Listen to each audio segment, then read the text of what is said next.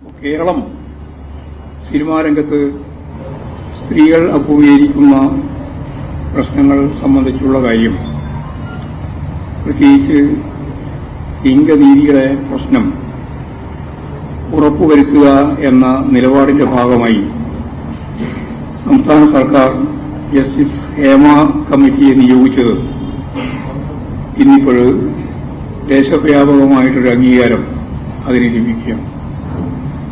ഇന്ത്യയുടെ വിവിധ മേഖലകളിൽ അത്തരത്തിലുള്ള കമ്മിറ്റികൾ രൂപീകരിച്ചുകൊണ്ടുള്ള പരിശോധന വേണം എന്ന് ഇന്ത്യയുടെ വിവിധ സംസ്ഥാനങ്ങളിൽ നിന്നുള്ള ആവശ്യം ഉയർന്നു വരികയാണ്. കോടതിയും നമ്മുടെ ഹൈക്കോടതി ഇക്കാര്യത്തിൽ ഇടപെട്ട് കമ്മിറ്റി റിപ്പോർട്ട് പ്രസിദ്ധീകരിക്കുന്നതിന് മൂലമായ നിലപാട് സ്വീകരിച്ചതോടുകൂടി ഹേമ കമ്മിറ്റി റിപ്പോർട്ട് വെളിച്ചം കാണുകയും നിരവധി ആളുകൾക്ക് നേരെ അത്തരത്തിലുള്ള പരാതികൾ ഉയർന്നുവരികയും ഗവൺമെന്റ് നിശ്ചയിച്ച സ്ത്രീകൾക്ക് മുൻകൈയുള്ള കമ്മിറ്റിയിൽ ഇപ്പോഴത്തന്നെ 12ഓളം കേസുകൾ രജിസ്റ്റർ ചെയ്യുകയും ചെയ്തു കഴിഞ്ഞു എന്നുള്ളതാണ് വാർത്ത.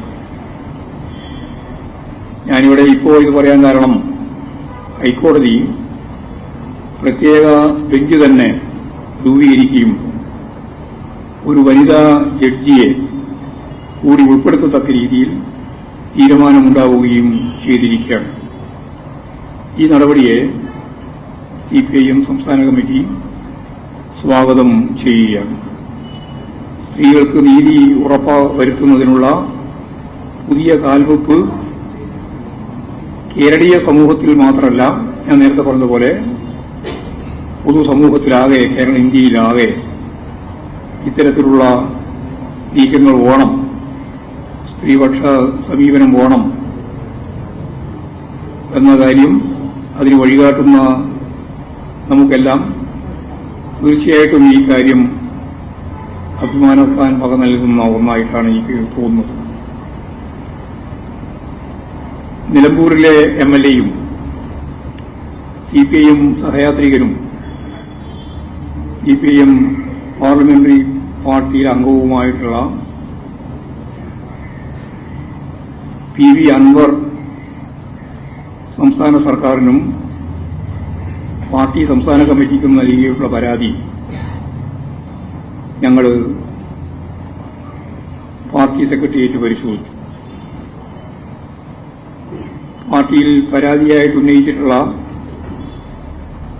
സുജിത് ദാസിനെ ഇന്നത്തെ പത്തനംതിട്ട എസ്.പിയെ അന്വേഷണ റിപ്പോർട്ടിന്റെ അടിസ്ഥാനത്തിൽ സസ്പെൻഡ് ചെയ്യുന്ന നിലപാട് ഗവൺമെന്റ് സ്വീകരിച്ചിട്ടുണ്ട്. സംസ്ഥാന കമ്മിറ്റിക്ക് ലഭിച്ച പരാതി സംസ്ഥാന സെക്രട്ടേറിയറ്റ് പരിശോധിച്ച സന്ദർഭത്തിൽ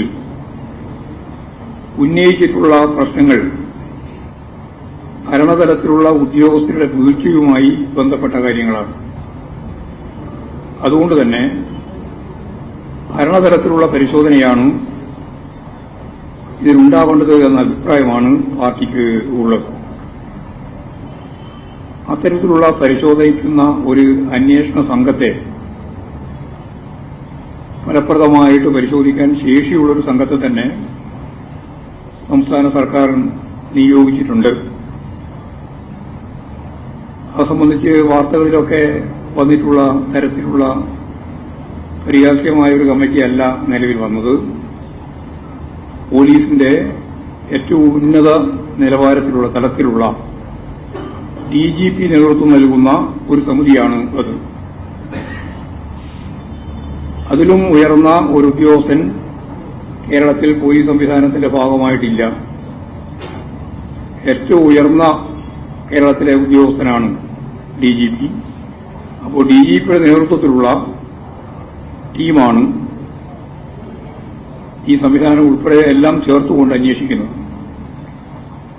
അതുകൊണ്ട് തന്നെ അന്വേഷണത്തിന് ആ സംഘത്തിന് തന്നെ ഡിജിപിയുടെ നേതൃത്വത്തിൽ നേതൃത്വം കൊടുക്കാൻ കഴിയും എന്ന് തന്നെയാണ് പ്രതീക്ഷിക്കുന്നത്.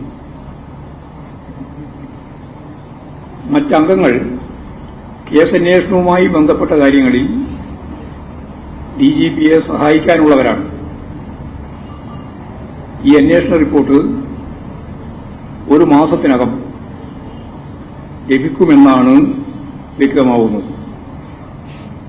ആ ഘട്ടത്തിൽ ഉയർന്നുവരുന്ന കാര്യങ്ങളിൽ പാർട്ടി തലത്തിൽ പരിശോധിക്കേണ്ട എന്തെങ്കിലും ഉണ്ടെങ്കിൽ അക്കാര്യം ശക്തമായ പരിശോധനയ്ക്ക് വിധേയമാക്കും. തെറ്റായ സമീപനം ആരുടെ ഭാഗത്തുനിന്നുണ്ടായാലും കർശനമായ നടപടി പാർട്ടി തലത്തിൽ സ്വീകരിക്കുന്ന കാര്യത്തിൽ യാതൊരു സംശയവുമില്ല.